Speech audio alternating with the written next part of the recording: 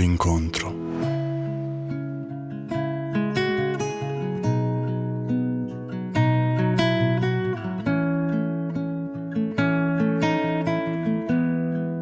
Yeah.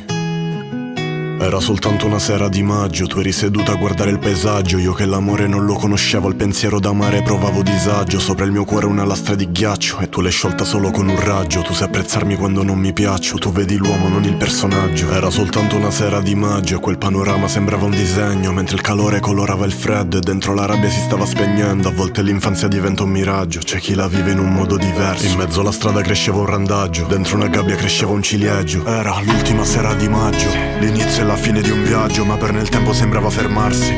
Forse ci ha preso in ostaggio, tu mi hai insegnato tanto. La guerra la fa chi ha paura, perché è per amare che serve il coraggio.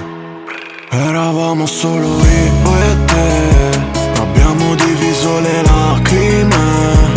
Quando era tutto difficile, non ci serviva nient'altro da quella sera di maggio. Siamo sempre solo io e te, e anche se strapperai le pagine, sarà sempre tutto indelebile.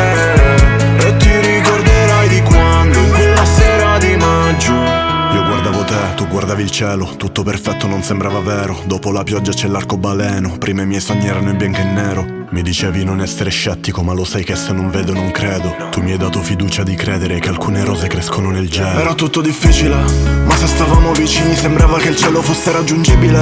Tutto sembrava possibile.